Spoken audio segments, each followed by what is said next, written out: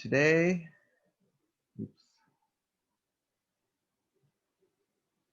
today there's a bit less interactive element to the lecture. So I'll ask you if you have something, an interesting thought comes to mind, please go ahead and just jump in and. Mr. Jason, I remember you saying that we can also do a movie for our report. Yes, that's right. Yeah, I think it's one book, one audiobook, and one movie, yeah. so 3 overall. That's correct. Okay, Thank you. And the order is not important. So whichever of those 3 that you want to submit at each of those 3 report dates, that's fine. All right. I got the movie idea from an assignment from my college professor who let us watch any movie and give our own psychological analysis of it. And I really enjoyed that. So I'm passing that along to my next generation of students, you guys. All right. So today's subject is analytical psychology. Not every general psychology course will include something on analytical psychology. It's not always emphasized in introductory courses, but as I probably mentioned before, Carl Jung is one of my favorites, and I just really like analytical. I like his brand of psychology. Here's a quote from Carl Jung. "One thing is sure, a great change of our psychological attitude is imminent because we need more psychology. We need more understanding of human nature because the only real danger that exists is man himself. He is the great danger, and we are pitifully unaware of it. We know nothing of man, far too little. His psyche should be studied because we are the origin of all coming evil." And that was a quote from the Assigned documentary. Did you guys watch that documentary? Yes. All right. Freud and Jung. Jung's psychology has flavors of Freudian psychoanalytic influence. Freud came first. He was talking about, I think the 2 of them were about the same age, but Freud seems to have hit the limelight first, and then Jung became a fan first of Freud and learned much from him. So he was his student at first, but then he became his continuing contemporary, and they were at odds and had a falling out of their friendship that was very severe falling out. And both of them have had tremendous influence on the field of psychology. The power of early life experience, reliance upon interpretation of symbols, of internal conflict and conflict issues between the conscious and the unconscious. These are things that are in common between Freud and Jung's theoretical frameworks. Jung recognized the validity of Freud's work and was influenced by Freud's work, and gave credit to Freud for work on the unconscious and on complexes, but Jung could not understand Freud's obsession with sex and with aggression, nor his insistence that God and spirituality are nothing but repressed sexuality. So it seemed that Freud tied everything back to sex and aggression, whereas Jung was more open to interpreting spiritual things as spiritual and not forcing it back into association with sex and aggression. So Jung departed from Freud on that part, whereas Freud was more of kind of reducing everything to the materialistic realm. Jung didn't do that and felt that there was no need to associate or tie everything to the material realm. All right, so Jung believed that Freud was a tragic artist who recognizes the beauty of his work without understanding it, and that Freud elevated sexuality to a spiritual level without recognizing it as a symbol of a deeper significance, and symbols of creation, creativity, and a god.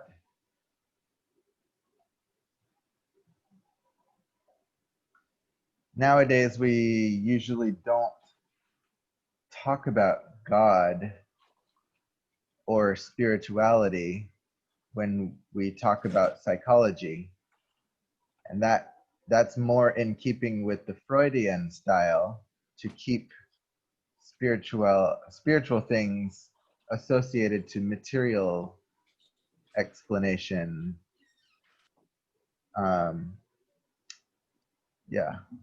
What is analytical psychology? Jung created analytical psychology as backlash against psychoanalytic psychology. And I was thinking about those two words, analytical and psychoanalytic. So Jung basically took psychoanalytic psychology and just took the psycho off of the front.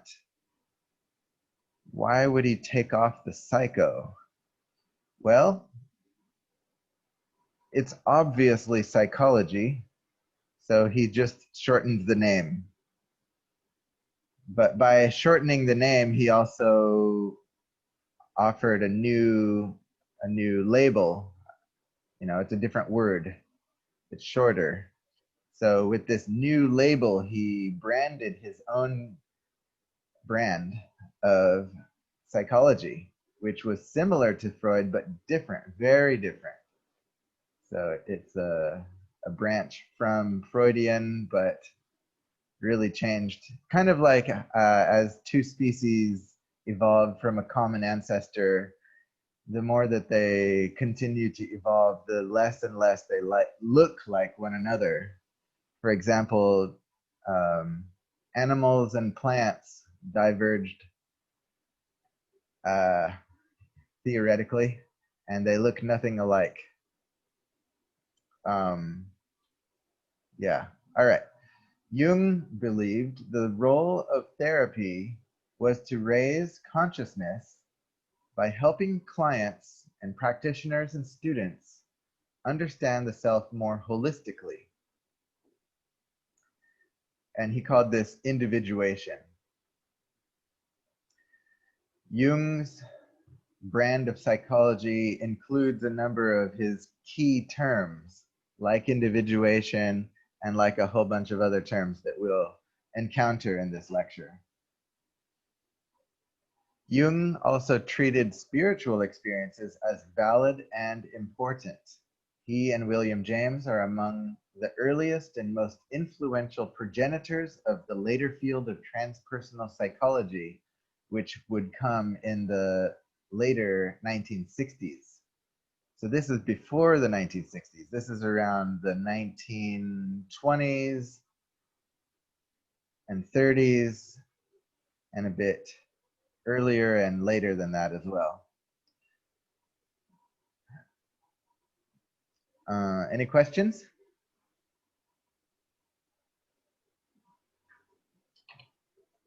All right.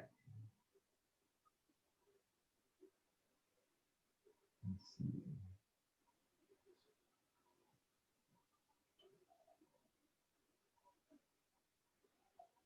All right. Analytical psychology includes approaches to therapy that are open to the exploration of the subtle, unconscious, and transpersonal aspects of human experience.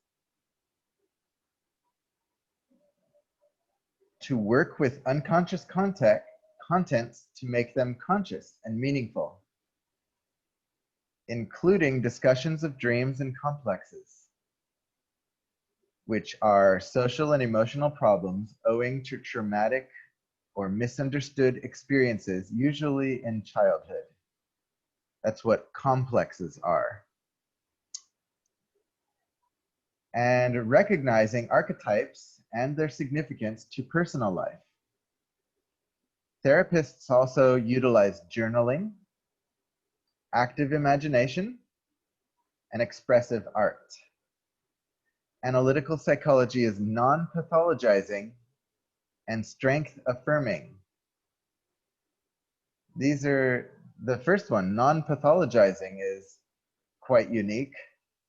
It's related to positive psychology and humanistic psychology, which also refuses to pathologize and in turn interprets a person in terms of their strengths or emphasizes strengths.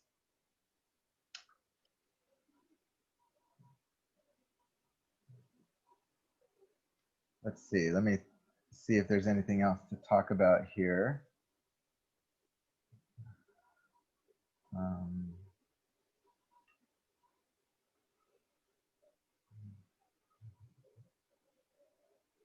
Oh yeah, I wanted to mention that this also looks like psychoanalytic or Freudian psychology, because Freud also paid great attention to dreams, as dreams, they both, you know, Jung and Freud both believe that dreams come from the unconscious, and that unconscious content, when you discuss it out loud, either with yourself or with others, you're making that unconscious contact become conscious. You're raising it, elevating it up to a conscious level, which makes that material meaningful to us.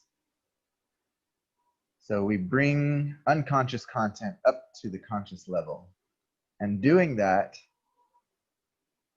allows us to grow and develop and overcome past traumas and complexes, to be able to overcome aspects and elements of ourselves that we did not understand or we could not accept or forgive. Second paragraph here. Analytical psychology is the practice of digging up archetypes, which are ancient images, to bring them into conscious awareness. If we don't dig them up, we end up seeing them in our external reality, because as our archetypes move, they correspond to what we perceive outside. Archetypes are not external reality, but affect how we perceive external reality. Basically, what that means is, I'm paraphrasing here, this looks very much like what we talk about with confirmation bias. Confirmation bias is we see what we expect to see. And Jung is saying it's the same thing with archetypes. We see what we expect to see, or what we want to see, or what we think we are going to see. And Jung's explanation for that was because our archetypes, which are only ideas, they move seemingly of their own will, like of their own accord, it seems like. And that when those archetypes move, they affect our perception of external reality, so that we see signs and symbols of those archetypes out there in the real world. Right, and that's our kind of confirmation bias, or a kind of projecting, as I'm going to explain about projecting soon, because actually this is the better word for it, projecting. Lower self versus higher self. These are two terms that you may have heard before. The lower self is always wanting and is opinionated about its needs. Its requests are always to please, satisfy, and maintain the ego. Now, I've put this word here, the ego, but I was just thinking, when I talk about the lower self, I really mean the ego. So it's almost like I'm defining this term with itself. Because if I replace the word ego with the lower self, then this would read, the ego is always wanting and is opinionated about its needs. Its requests are always to please and then satisfy and maintain itself. The sense of self, or identity, including true and false beliefs about the self, which are typically ego-serving or ego-preserving. In a word, the self is the ego. The ego is the lower self. Now we can contrast the lower self to something called the higher self. The higher self is the whole person. So the higher self, by this definition, includes the lower self. And that comes as a key concept as you get more into working with Jungian theory and get to understand his theory more and more. All right, so the higher self is the whole person, conscious and unconscious, individual and collective identities, and generally refers to true beliefs and not false beliefs about oneself. Honoring my parents' requests. For example, if they ask me to stop watching TV, maybe you is a better example. I don't live with my parents.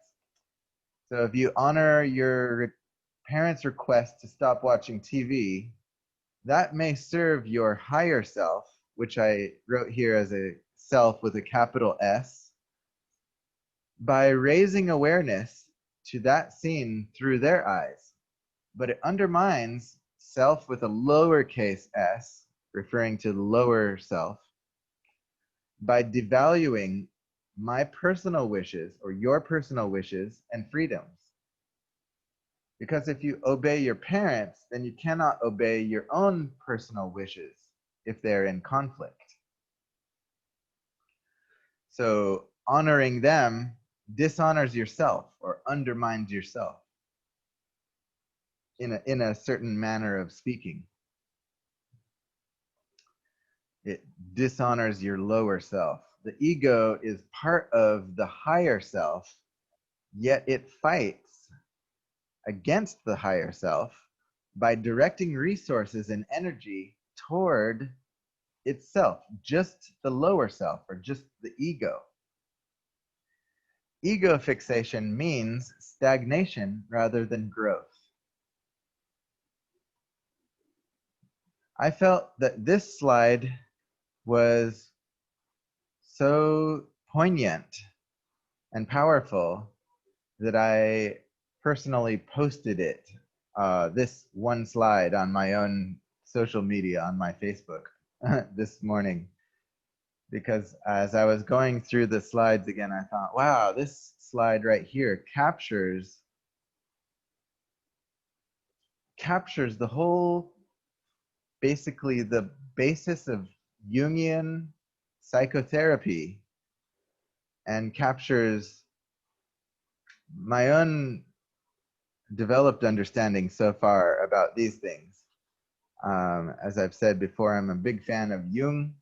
So these are Jung's ideas, all put together coherently, I think, in one slide right here. So do pay attention to this slide. All right, let's go on. Individuation, self-growth. So I mentioned before, individuation is Jung's word for self-actualization or self-development. Maybe let me back up one slide and ask you if there are any questions on any terms here. I remember there was one thing that I thought maybe I should define that better. Oh yeah, the collective identities.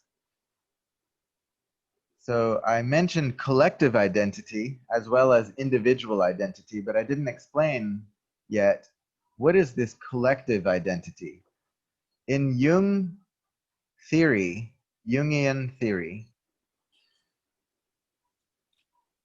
there is the conscious, what we are conscious of, and then there's the unconscious, what we are not conscious of. The unconscious is partly individual and partly shared among all humans. And we might even extend this. I've seen a diagram that extends this, like a diagram model that showed that Jungian collective unconscious extends even into the animal kingdom, so that the collective unconscious could be not only at the species level, but at the mammalian level, at the level of mammals, for example, or at the level of animals or life in general.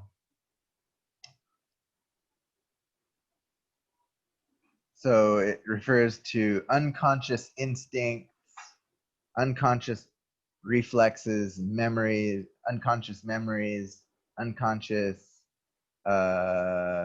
you might say genetic tendencies. All of that would fit into Jung's collective unconscious or collective identity. All right. So I was going to individuation next. Jung wrote that understanding the higher self is neither preferential to Western individualism nor contrary to Eastern collectivism. In other words, individuation, just because it has the word individual, like as in individual, that does not mean that it's more adapted to individualism as a cultural as a cultural marker of the West.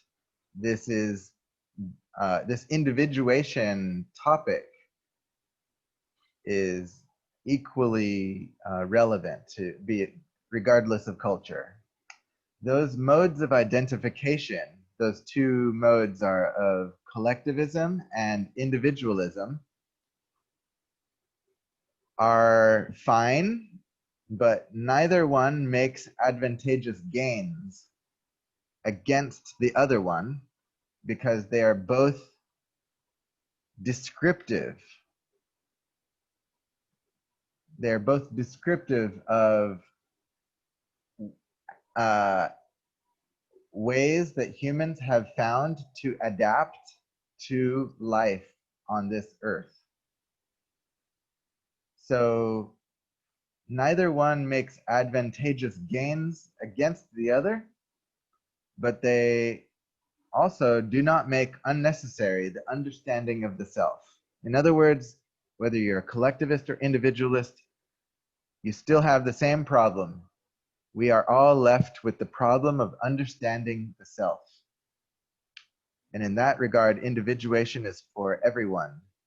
To either ignore self as an individual unit or to elevate self as a subject of focus as egotistical people would, or yeah, does not discover the essence of the self.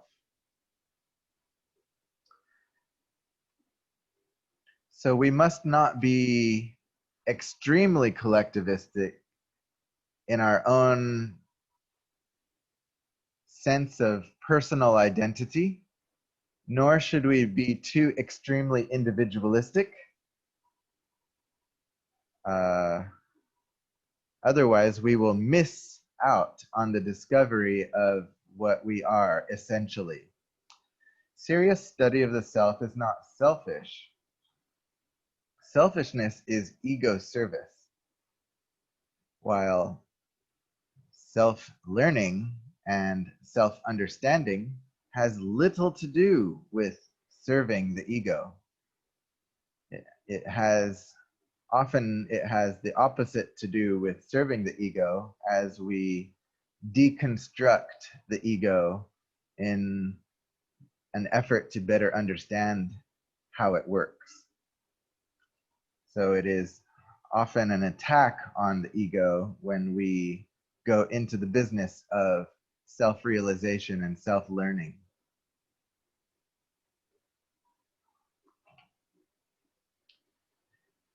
Next slide is on individuation and the shadow. The shadow is ignored. It is what the conscious self cannot accept. So whatever we don't accept about ourselves, if we deny that we are that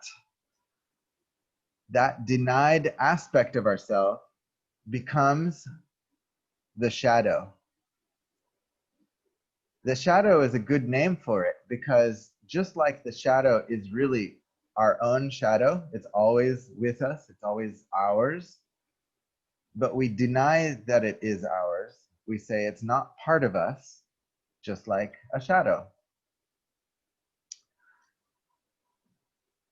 So the shadow is ignored, and it therefore remains unconscious and repressed.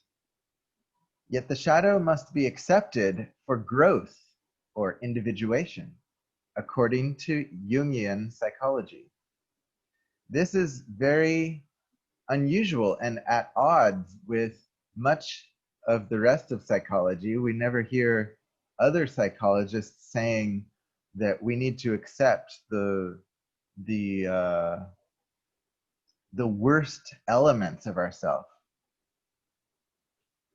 But if we do hear that from psychology, it's thanks to Jung. It owes back to Jungian psychology. Freud pathologized the psyche as full of trauma, sex, and aggression, whereas Jung elevated the psyche to that of a healing and guiding force. So you can see that these two giants, Jung and Freud, although they share many features, but they look at the glass, one looks at the glass as half full and the other as half empty, you might say. They're looking at the psyche from different perspectives, very different. So Freud pathologized and Jung elevated. And I think, you know, we can, there's a proper place for understanding ourselves from both perspectives, but we don't want to be left rejecting ourselves.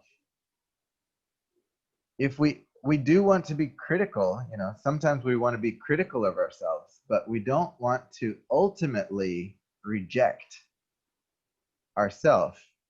And that's where I think Jung comes in stronger.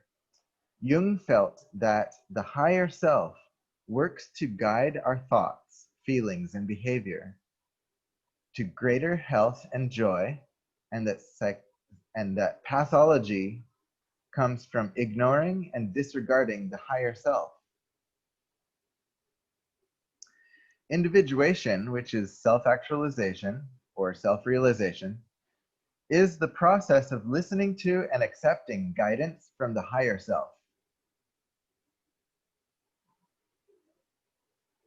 Only what is really oneself has the power to heal, is a direct quote from Jung.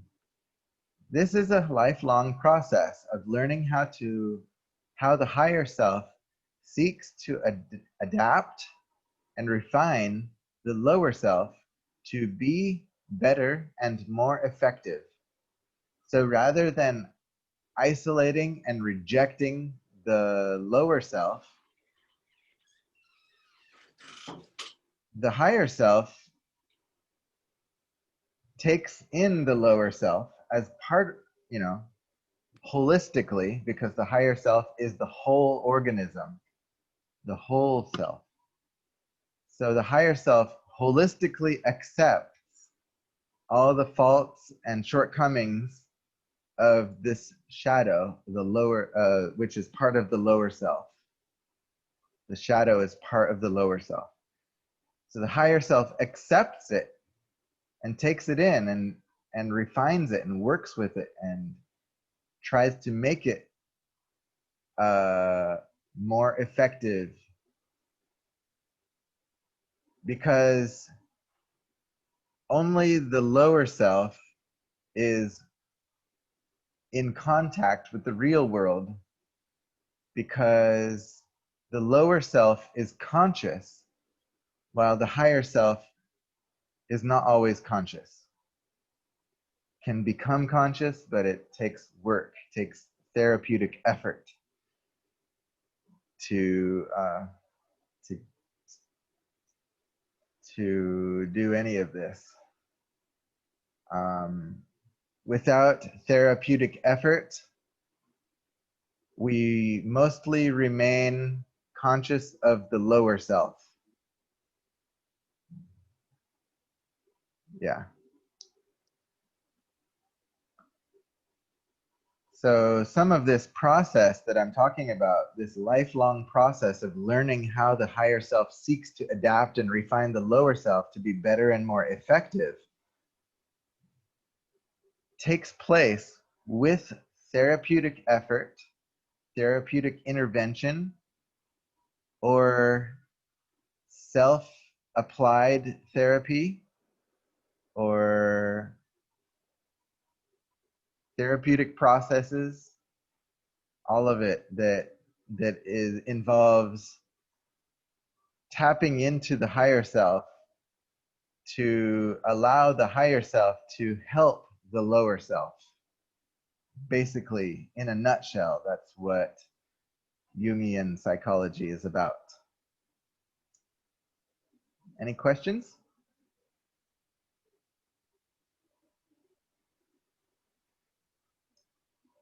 All right, I think one more slide on individuation. No, two more, three more slides, four more. Ooh, a lot of individuation slides. Okay, so we've talked about the shadow. According to analytical psychology, the will, which is the creative force, which is also called the libido in Jung's terms, this part of the unconscious itself is a kind of mind which we are unaware of. Let me slow down a little bit. Let me go back to the word will. The will, which we are now defining as creative force or libido, this will inhabits the conscious self as well as the unconscious self. It surrounds the lower self and the higher self. This libido, this will or creative force. All right. So it is a kind of mind, or it has a kind of mind, which we are unaware of by definition of it being unconscious. It reveals content as images which we do not readily understand, often because we don't expect to encounter any form of our unconscious. And I can explain that in a little more detail because by this simple statement, which is quite profound. I was talking about it with a friend recently, so it's on my mind. And here it is. Maybe you want to write it down. You don't know what you don't know.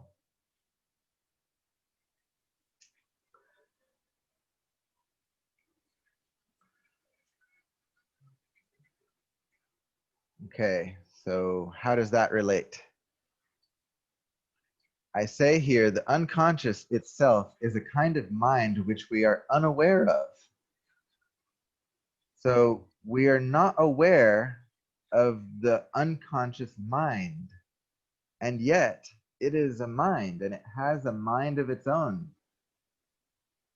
The unconscious mind has a mind of its own. And we don't know anything about it because we don't know what we don't know. So because we don't know what we don't know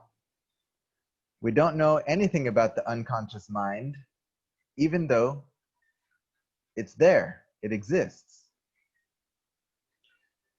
And if you ask me, how do I know that the unconscious mind exists? Here's my answer. Because the unconscious mind exists up here, and up here is the mind. Or the mind operates with the brain if they are not the same thing. So whether they're the same thing or not, the unconscious, located up here, has a mind because that's where the mind is. All right, so that's my kind of soft proof that there is something called an unconscious mind. And that this unconscious mind often because we don't expect to encounter any will from our unconscious, we assume that it does not exist. We assume that there is no such thing as an unconscious mind. We think that the only mind that we have is the conscious mind only. So we are ignorant of our unconscious mind because we don't know what we don't know.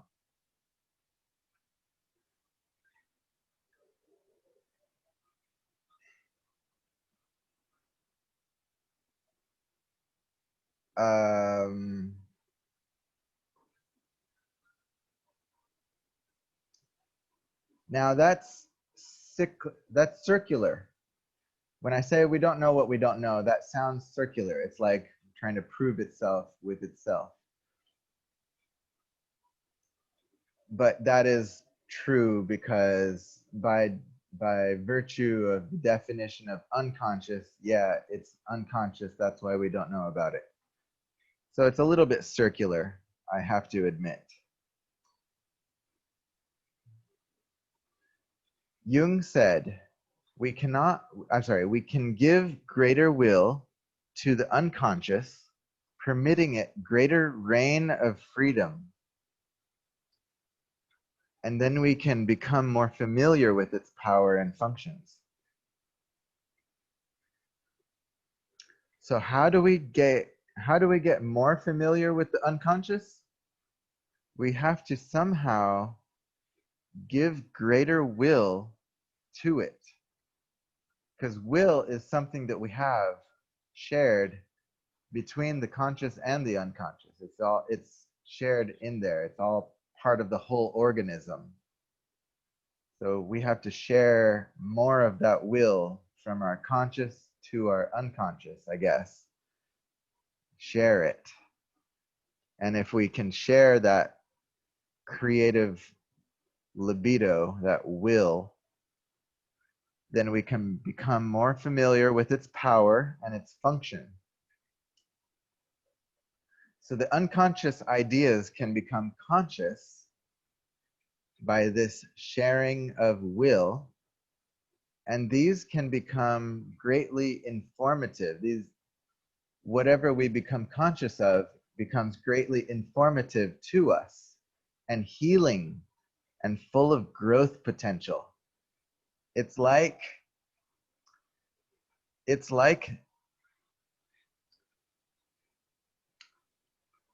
imagine we want methane gas, because methane gas, as you know, is very flammable, and we can maybe capture the methane gas to put to work for us by igniting it to do work for us in physics terms, like powering a hot air balloon to allow us to fly in a hot air balloon to as a source of transportation, for example. Now, what am I talking about? Why? Let me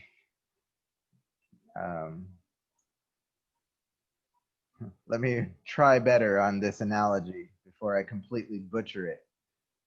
All right. So methane gas comes from decaying pits of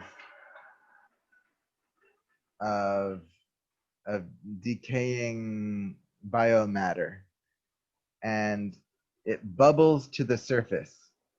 Now, we don't go digging into decaying death or decaying matter because it's gross, but something from that decaying matter bubbles up from the bottom. It bubbles up to the surface.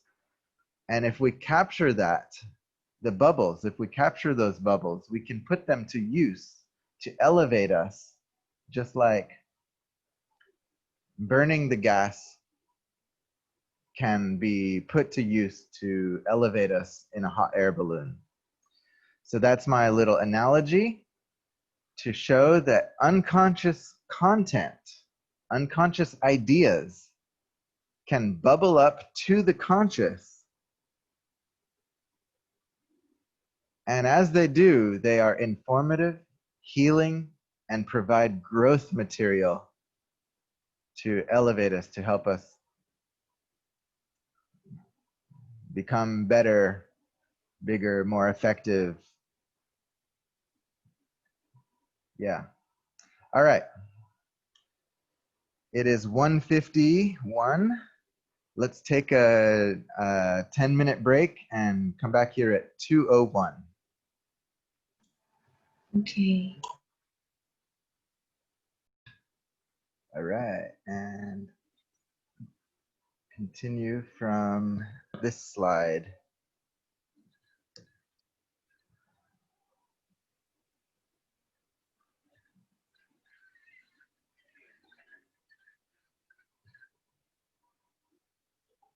Next slide.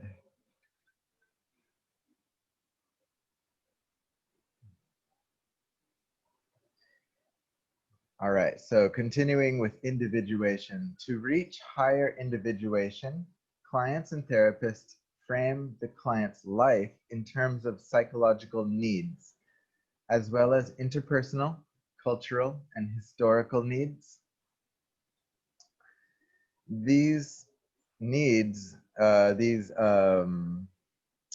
this framing of the needs raises consciousness to improve the client's ability to cope with and understand their behavior and how to improve toward their goals. The reason that their consciousness is raised is that all of these needs that were mentioned are real. They are real, honest elements that are needs.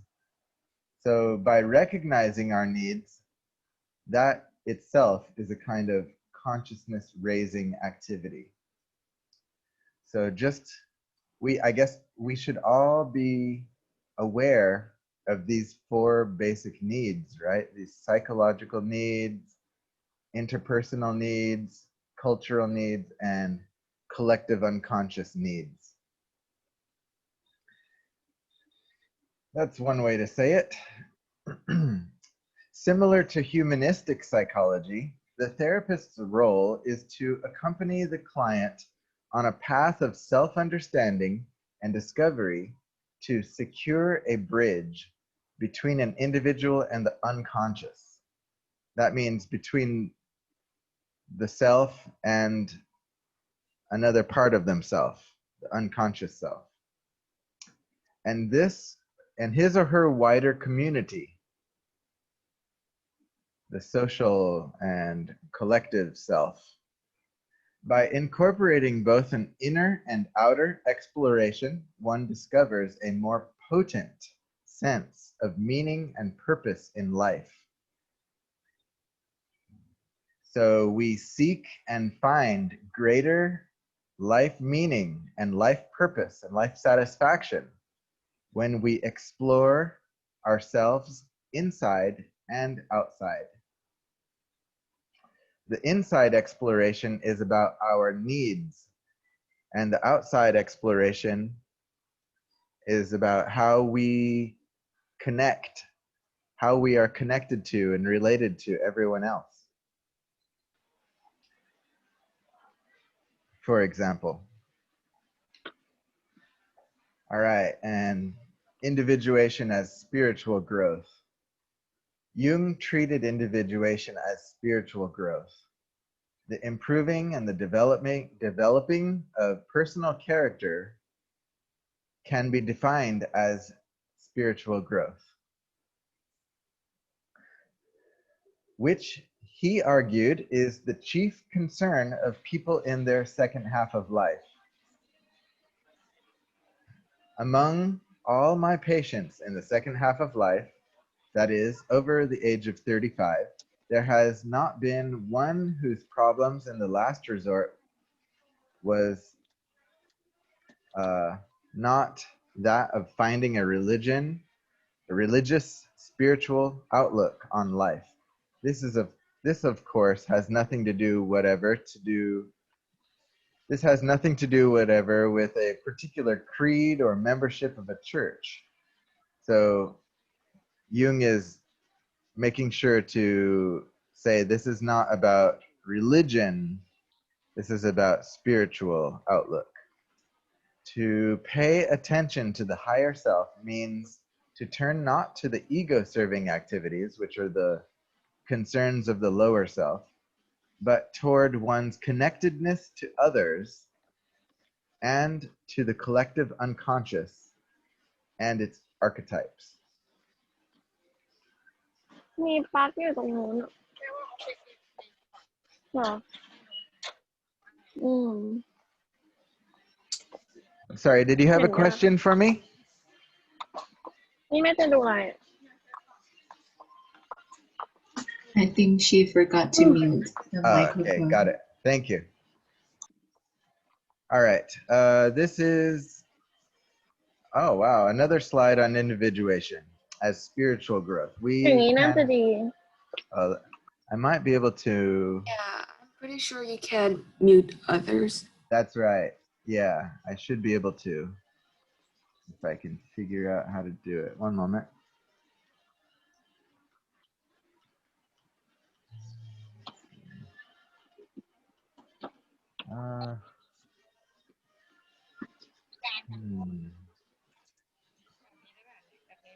Need to make this full screen. One moment. น้อยเนี่ยไอ้นั่นน่ะไอ้กล่องไข่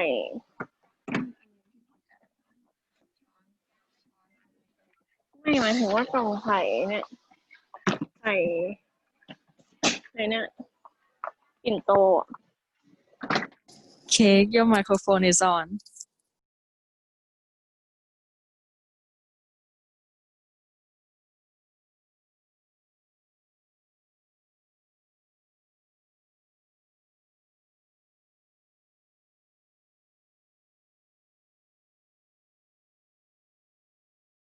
Okay. Oh, I accidentally muted myself. Sorry. Okay. Thank you. Now share screen again.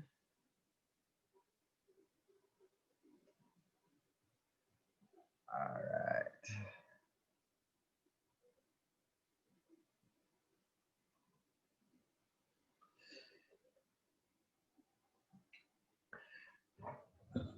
We can become aware of our archetypes when we project them onto others in our waking and dreaming life. When we recognize their meaning, we become aware of part of our unconscious, as I was saying before, which raises it to conscious level. This raised consciousness is a kind of, you could call it a small enlightenment. And I wanted to add that little simile between making the unconscious become conscious and tying that to enlightenment, because enlightenment, as I've been learning from Buddhism and from other kind of other areas of wisdom, enlightenment is not, I mean, you could call it like an all or none phenomenon, or you could think of it in terms of degrees, that it doesn't necessarily come all at once, but it comes in degrees, in waves, in increments or levels, like quanta of light. Light doesn't come to us all at once. It comes in packages continuously. So maybe that's how it is with individuation and spiritual growth. We continually develop greater awareness of ourselves as bubbles of unconscious content bubble to the surface and become known to us, by us. We become more aware of a greater, more holistic version of ourselves and of others and our connection to other people. And here are two examples. Accusing other people of lying, then we realize it takes one to know one. It takes a liar to recognize a liar. So if we can recognize that someone else is lying, we might later on realize that we can recognize that because we recognize part of ourself in that other person that lied. And that recognizing the self in others, the disliked part of ourselves in other people, our own consciousness is raised because we come to realize, to see, realize, and accept a part of ourselves that we previously did not want to accept. Another example is realizing one's thoughts and feelings are stirred only by oneself. All judgments and mental and emotional reactions are projected from oneself onto objects and others. This is what we were talking about before. When the archetype moves, we see evidence of that in the real world. That's one way to say it. Another way is to say that we stir ourselves, we move our own archetypes. So we stir ourselves and we project our judgments and emotional reactions onto other people.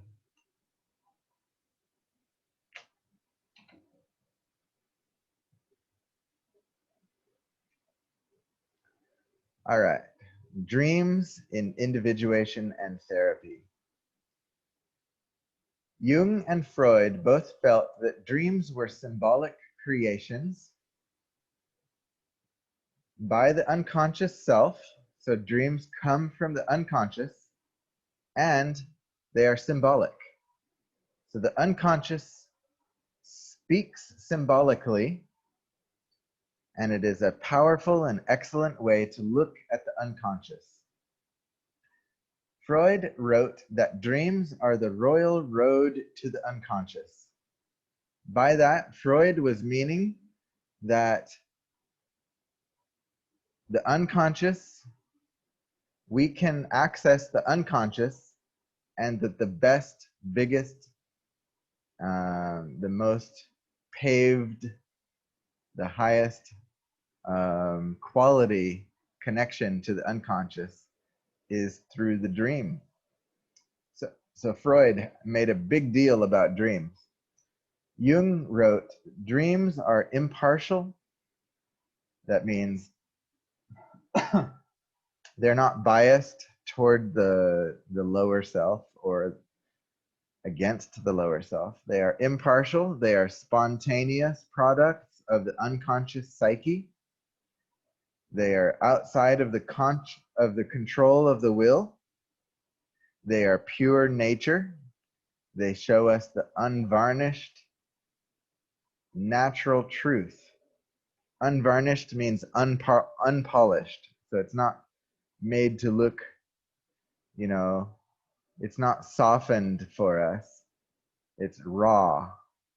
It's the unvarnished natural truth, and are therefore fitted as nothing else is to give us back an attitude that accords with our basic human nature when our consciousness has strayed too far from its foundation and run into an impasse.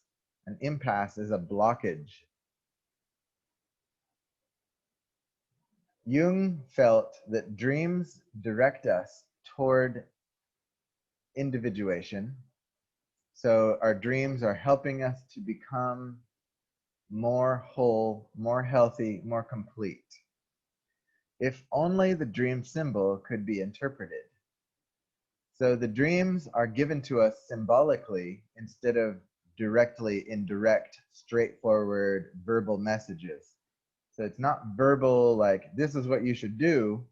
Instead, it's symbolic, as in, this is what's going on if you have the time and attention and the will to interpret what the unconscious is saying.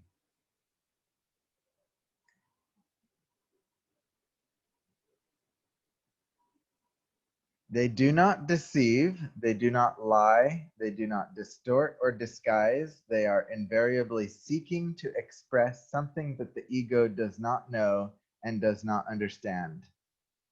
That is a quote from Jung, and that is his perspective and his authoritative statement on what the purpose of the dream is for us. Jung is telling us that it is honest, it is meant to inform us, it's meant to give us information that would not harm us, but would help us become better people. So Jung had a very optimistic perspective on the unconscious. Jung said the unconscious is here to help us and feeds us lessons and messages and teachings symbolically through our dreams, through our unconscious, through our dreams, through symbols. And that the reason that it's sending us these symbols is that it is genuinely good-willed toward us, toward the whole us, lower self included. And it sends us these goodwill teachings symbolically. That's Jung's message in a nutshell.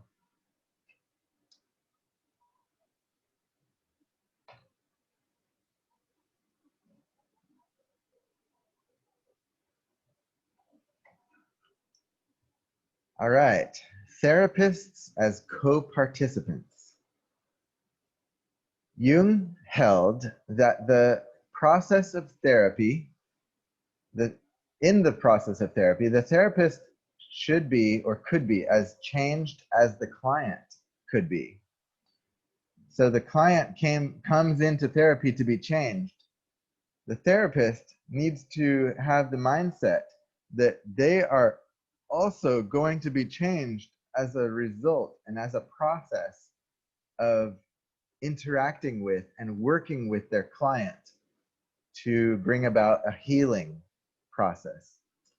The meeting of two personalities is like the contact of two chemical substances. If there is any reaction, both are transformed. The therapist should be highly motivated to seek self-improvement as well as patient improvement.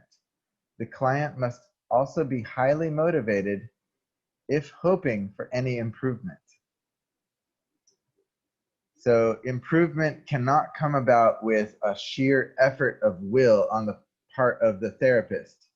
That won't work. You cannot force a client to get well without the client's contribution and effort. Joint contribution. So it's a collaboration between the client and the therapist. That's why the client has to be highly motivated. This desire for personal development should make the therapist and client authentic and sincere, not passive, as in some therapy roles. Unfortunately, that's almost like an unspoken message when the client comes to therapy now.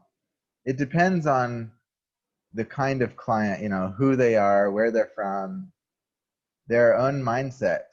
But some clients come to therapy thinking, I can't fix myself, so I came to pay money to someone else to fix me.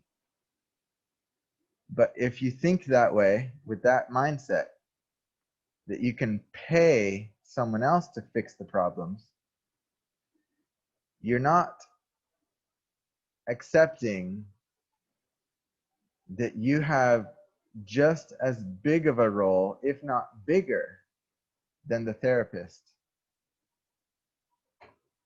Because if you give all of the responsibility on the therapist to change you and fix you as a client, they are not going to have great success because they're working against you. It takes the joint effort of both. So I'm coming at this from a Jungian standpoint as well. I agree with Jung that it takes the effort of the client if there is to be any healing. All right.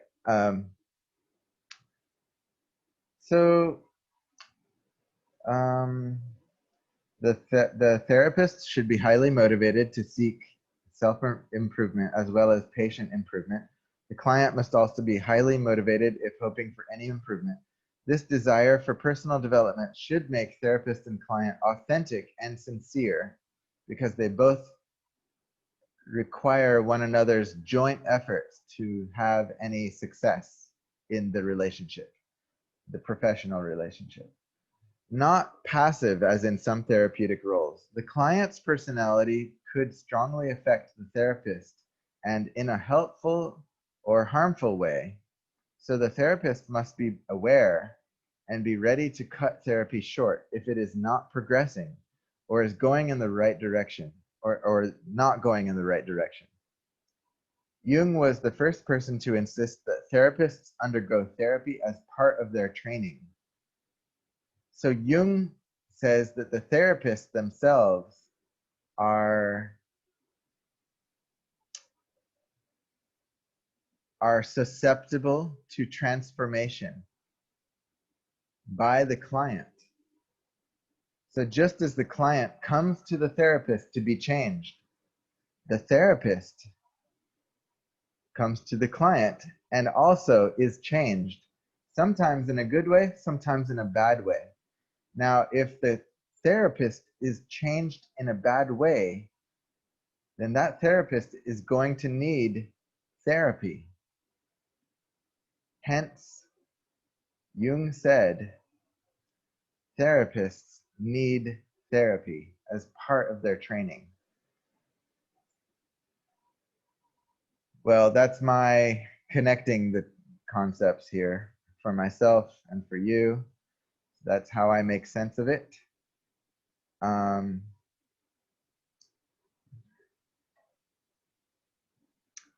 I also could share that not every client is safe to be with, just like not every person is safe to be with or safe to associate with. So maybe the client and the therapist both need to be a little bit careful, a little bit untrustful of one another until they can develop their trust and feel safe with another, safe with one another, to be able to have a therapeutic chemical exchange or chemical interaction, just like in chemistry, when two chemicals interact, they're both changed.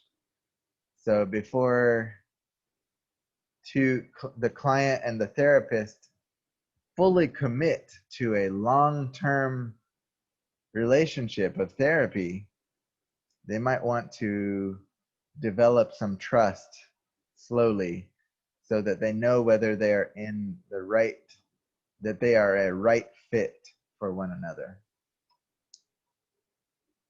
Any thoughts?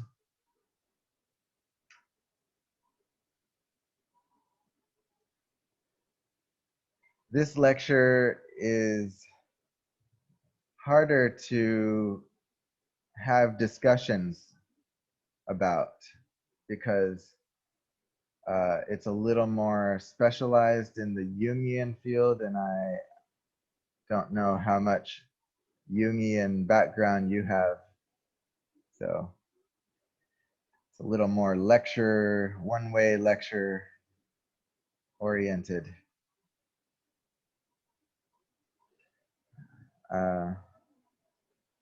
All right. Next, libido and opposites. So as I was talking about libido before, libido is creative willpower, and the energy of will. Freud defined libido as psychic energy, and so did Jung. They both defined them as psychic energy. So libido is psychic energy. But Freud described it as expressing sexually and aggressive urges, motives, or needs to express aggression and sex.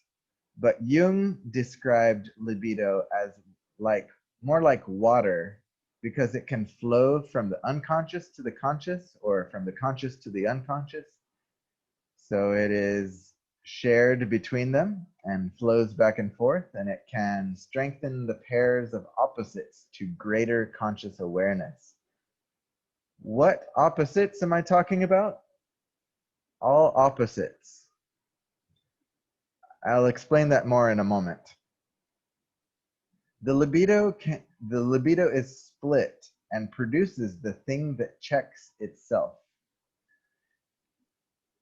And I illustrate that here with this symbol that I just pulled off the internet this morning. On the outside, we have a snake that is eating its own tail, which symbolizes feeding itself, sustaining itself. And that goes with this quote, the libido is split and produces the thing that checks itself. And that's illustrated here with the yin-yang symbol here, where there's a split. And that split is the thing that checks itself, that gives rise to itself, but it also limits itself. It divides itself. And it gives rise to itself, because the light cannot exist without the darkness, and the darkness cannot exist without the light. So they're split and they give rise to one another. And the tail cannot exist without the head, and the head cannot exist without the tail. But one is feeding off the other. I don't know. Maybe the feeding off is not part of the illustration, but the kind of being in check of itself, or in charge of itself, is illustrated in the symbol here to kind of illustrate this statement about the libido being split and producing the thing that it checks. All right, so I said I would explain more about opposites. One pair of opposites is conscious and unconscious. This is one kind of opposite. Another is black and white, light and dark. Jung writes that the conscious is only made possible by its disidentification with the unconscious, just like all dualities find their existence by dividing from their opposites. For example, pain means nothing unless there's also pleasure, or pleasure means nothing unless there's something that is the opposite of it, maybe pain. Or maybe pain is not really the opposite of pleasure. Maybe both of them are the opposite of not feeling anything at all. And friend is the opposite of enemy. Yet you have to have both definitions, otherwise friend doesn't mean anything if you don't know what an enemy is. Or enemy doesn't mean anything unless you also know what a friend means. Same thing with night and day, right and left. So all of these opposites feed on or derive from one another. They're locked in a yin-yang of opposites. They cannot be separated because neither of them can exist without the opposite. So,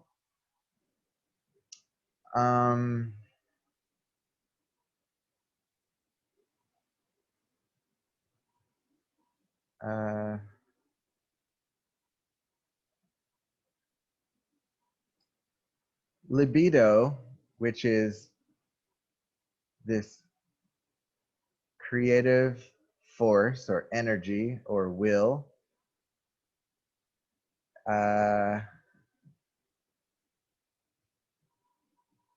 Jung supposes that the will divides the conscious from the unconscious in order that the conscious can become aware of itself or something like that. Yeah, I'm sure.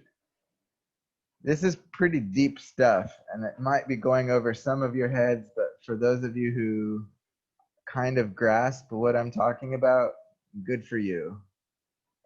Bravo, because this is pretty deep stuff.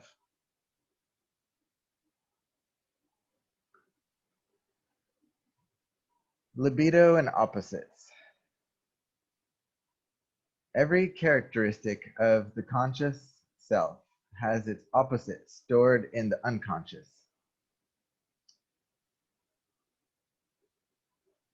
For example, life instinct in consciousness is balanced with death instinct in unconsciousness. Freud also proposed the death instinct in his later theory. Maybe that's a case of Freud following Jung for the first time.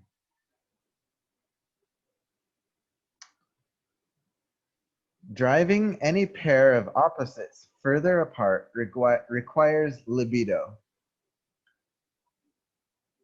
So libido is theoretically that energy that divides or defines a pair of opposites in the first place. I think that gets a bit sketchy for me. I don't understand how that works or if that's true, but I'm now sharing, at the theoretical root, libido creates and defines and separates the opposites. Or maybe the opposites already were created and defined, but libido is what separates them, gives them enough energy to be separated from each other sufficiently to understand one another of each pair of opposites in a more polarized fashion. I can explain more in different words, but let me talk about the rest of the words on the slide first. When a pair of opposites is close together, all right, so here's two opposites. When you move them close together, and they came together originally, they used to be one, and then they became two. When you merge them closer together, a person vacillates between them. And when a pair is driven apart by investing more libidinal energy to drive them apart, a person becomes highly aware or identified with one of them and neglects the opposite, the other one. So as we drive opposites apart, we become more identified with one and more disidentified with another one. It's like denying our shadow. The shadow part of ourself used to be part of ourself. Then we de-identified with it. We said, I'm this, I'm not the shadow. I deny the shadow is part of myself. So the shadow goes away, and we're left with this concept of ourself, which is not complete because it's missing the shadow.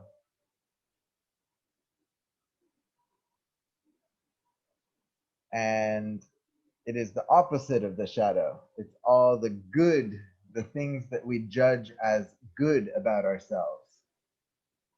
So we invest energy into that diluted concept of ourselves as all good and no shadow.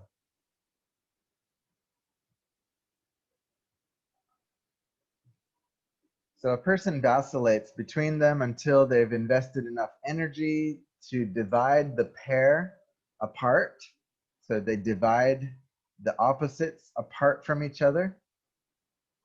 And then they become highly aware and identified with one part of themselves, and they neglect their opposite self, the opposite part of themselves, the shadow, which they don't like to identify with themselves. An example of this is those who desire great merit. They desire to do great merit or contribute great merit. They cannot imagine why other people would not want to do the same thing. That's just one example in which a strongly held belief becomes polarized in your mind, in a person's mind, and it's so polarized, so strong and defined and clear to oneself that they cannot identify or empathize with anyone who takes the opposite view and thinks that merit is worthless. Now, I'm not saying that merit is worthful or worthless. I'm just saying that the concept or the role of merit used to be something that was not merit, but then it became valuing merit and not valuing merit. And the more that you value that, the more you value merit, the more you've separated and polarized, you've polarized the concept so that you think this is good and this is bad. So you've polarized this definition. So whenever we talk about a definition of anything, we've already separated it from its opposite. But when we identify ourselves with a definition, we have become polarized on that issue, on that topic.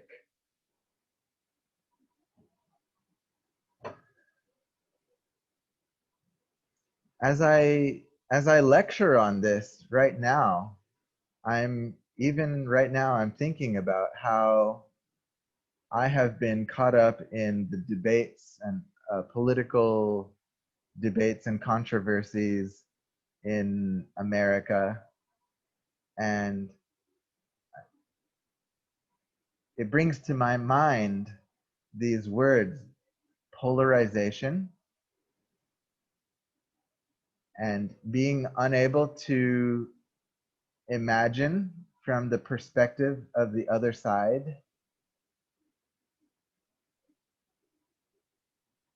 So I am guilty of this, and I am susceptible to this, and have been very susceptible to this in the past months and years. And I suppose, I think we all are from time to time, especially. Any thoughts? Do you find yourself polarized on any hot topic issues of today? It's hard not to be.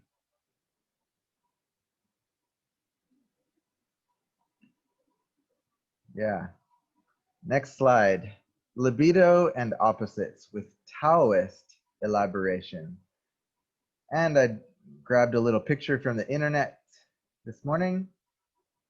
Here's a little meeting going on between two people, but there's a giant divide that prevents them from being able to come to a compromise or see from one another's perspective. So this is a polarized meeting, you might say. Opposites are more apparent than real. Libido splits itself to support each other. Libido splits itself to support each in a pair. There is only one libido that flows to support both of them. In this diagram, the libido is the table.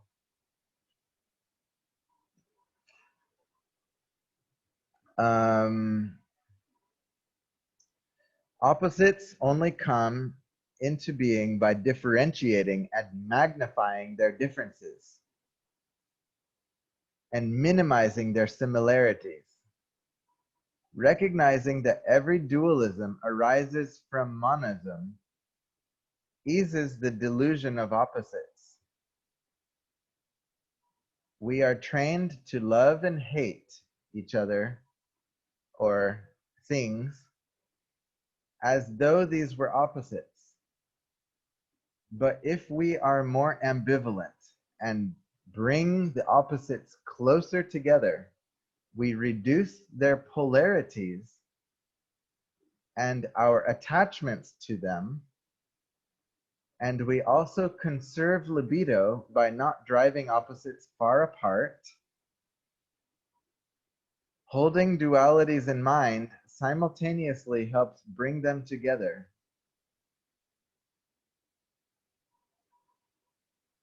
Eases psychic tension, reduces their intellectual sway and their polarity, the polarity of their feelings and their perceptions, possibly increasing intuition in the process and happiness in the process.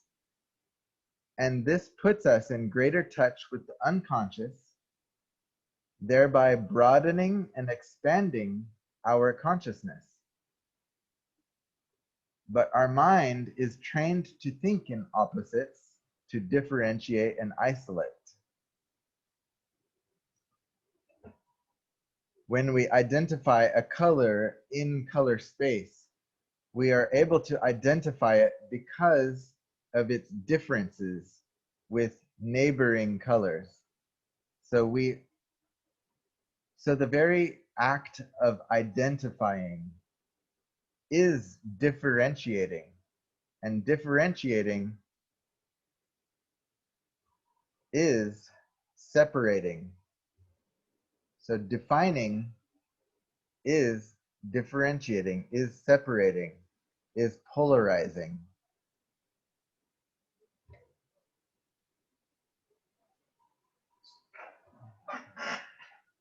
And I realized as I was reading this slide here how Buddhist it sounds, but it's also Taoist. And I think that there's a lot of, there's no need for disagreement between major spiritual traditions. And so here we see on this slide a kind of fusion of three major schools of thought, if we can call them that: Taoism, Buddhism, and psychology, analytical psychology, or Jungian psychology. It's called analytical psychology. It's also called depth psychology and Jungian psychology. So it goes by several names. I think part of the reason that it's not going under one solid name is because it's not very popular. I think as things get popular, we sort of mainstream and settle on a single name. But I think the most well-known name is analytical psychology. All right, the next slide. Two major pairs of opposites in humans and how they relate to our personality. Human personality. We hold each of these pairs as superior and the other as inferior. When you trust one, the other appears as nonsense. Thinking versus feeling. Are you a thinking person or are you a feeling person? Which one do you use to guide you to a sense of truth or certainty? Do you sense that something is certain and true and valid and real when you can feel it or when you can reason about it? Half of you may feel that feeling is, and another half thinking. The other opposite pairs is sensing and intuiting. Sensing means using all your five senses, maybe even your sixth sense of thinking in the Buddhist sense, thoughts. But sensing is usually referring to the five senses or all of the human senses. So how we know about the world by direct sensory experience. Whereas this intuiting is knowing by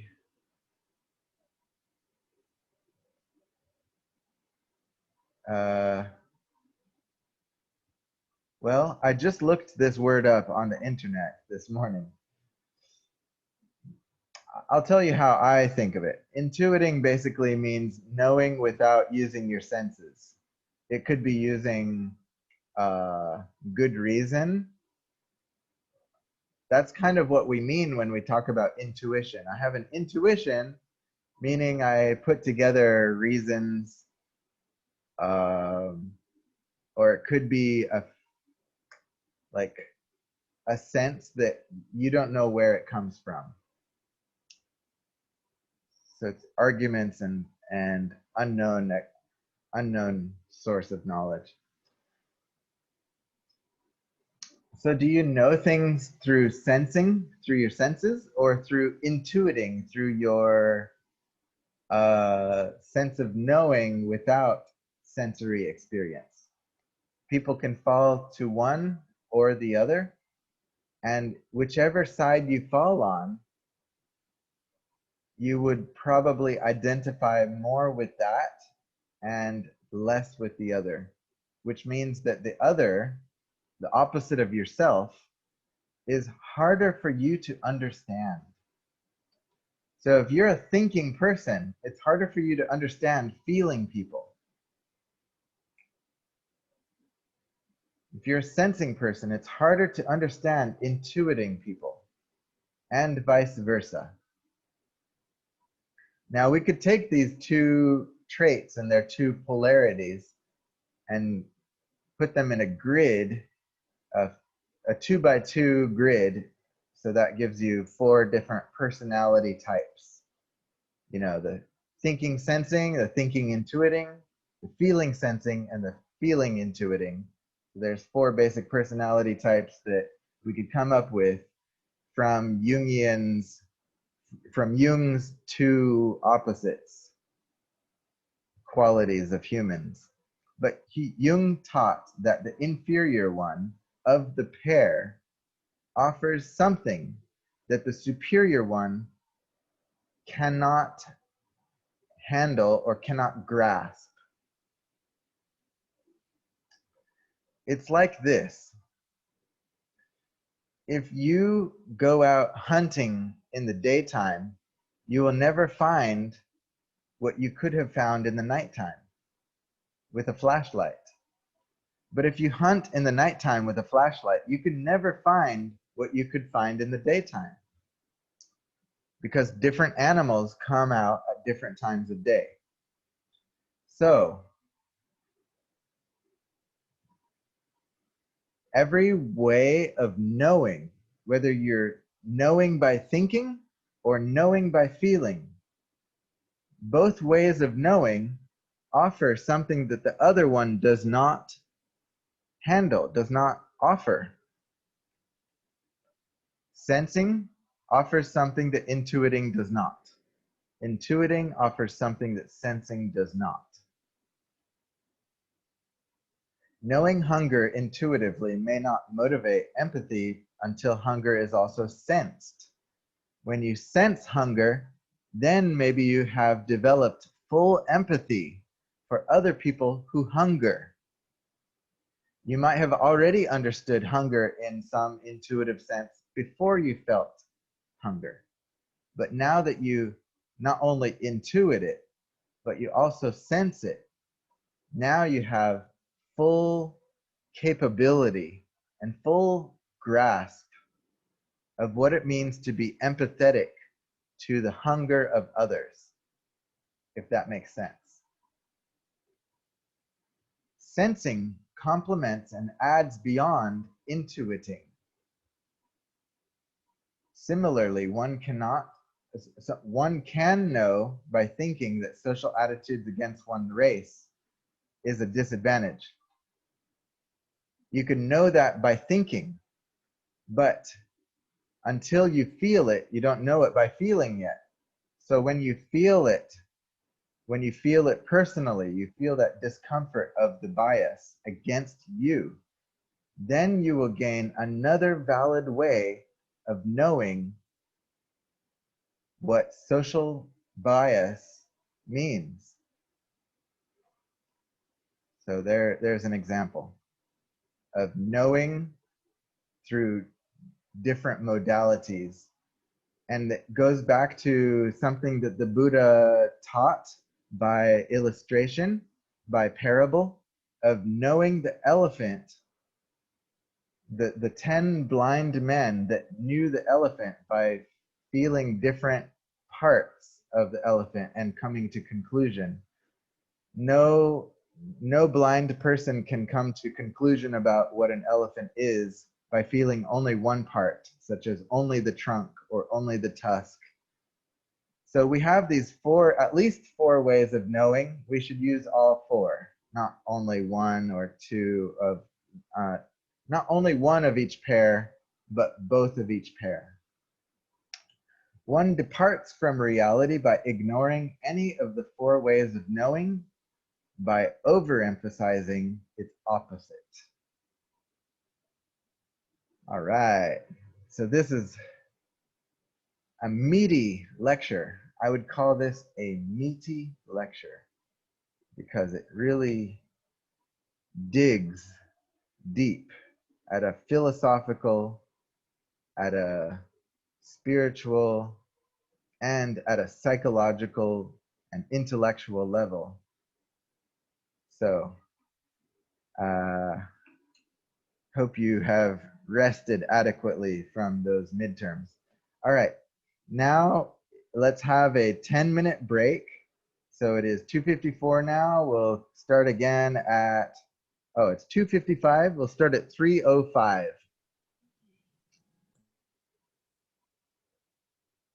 Before you put us into breakout rooms if we're already in a group, right? That's correct.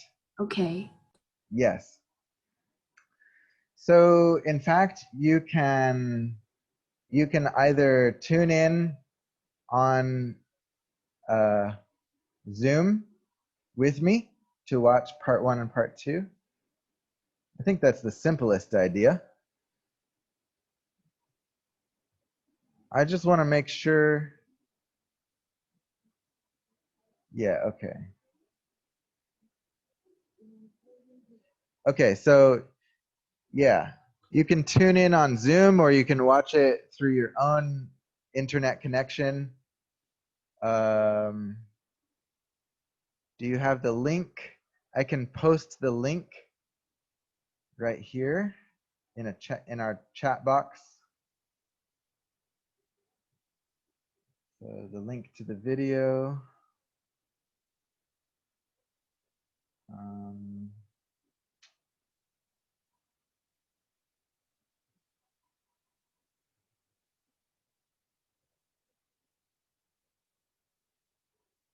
Okay.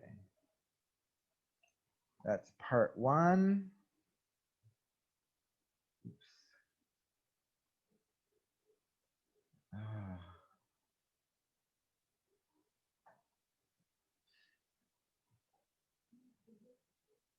And here's part 2. It does kind of make sense to watch it on your own rather than through the Zoom meeting because you can hear it through your own speaker system probably more clear. So I think I'll just let you watch those videos first. I don't Yeah? see that. Where was the link? I don't see it in the chat. Oh, I just put the link. Let's see. Oh, I posted the links privately by accident. Sorry. Let me post them publicly.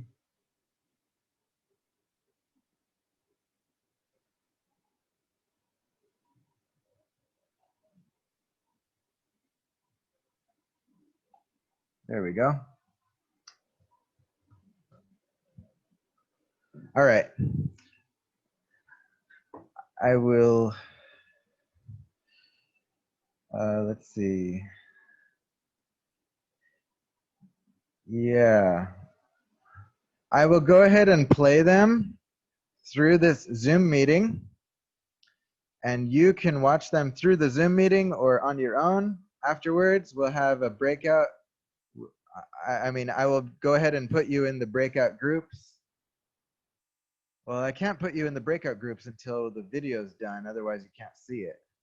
So we'll watch the videos first and then the breakout groups, and then you're dismissed.